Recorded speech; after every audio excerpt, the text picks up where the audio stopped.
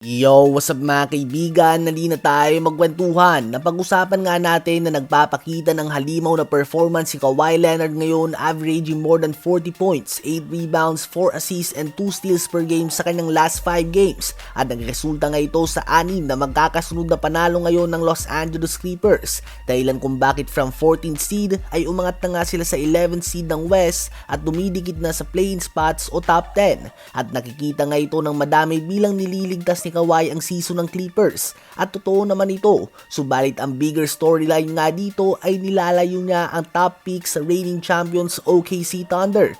Dahil kung nagpatuloy na nagkalat ng Clippers at magtatapos sila sa labas ng top 12 ng West, napakalakas nga ng tsansa na mapunta sa OKC ang number 1, number 2, or number 3 pick sa susunod na NBA draft dahil hawak nga nila ang pick ng Clippers dahil sa Paul George trade noon. Kaya naman kapag nakapasok nga ang Clippers sa playoffs, at least ay lumiliit nga ang tsansa na makakuha na naman ng isang top pick ang OKC na hawak na ang best record sa NBA ngayon at kakakampiyon pa lamang. So tila ba nakasalalay ngayon kay Kawhi Leonard ang estado ng NBA at ang dynasty na posibleng mabuo ng OKC sa dekada na ito?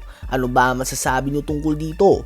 Habang gumawa naman ng 30 points, 10 rebounds and 5 assists si Giannis sa 122-121 win ng Milwaukee Bucks laban sa Charlotte Hornets. Opisyal ng si Giannis ang may hawak ng record na 157 games na nagtatala ng 30 plus points, 10 plus rebounds and 5 plus assists. Nagtala din ng 29 points and 8 assists si Ryan Rollins on 11 of 13 shooting sa field and 6 of 7 shooting sa 3-point line.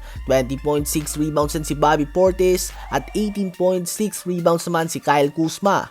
Matapos ang 7 magkakasunod na talo sa mga games na naglalaro si Trae Young, ngayon nga ay nakuha na ng Hawks ang kanilang second straight win nang wala si Trae Young. Tinalo nila ang malakas sa team ng New York Knicks sa score na 111-99. 23 points si Nickeil Alexander-Walker, 23 points, 9 rebounds din si Onyeka Okongwu, 18 points, 10 rebounds and 11 assists triple-double si Jalen Johnson at 12 points si Zachary Versace.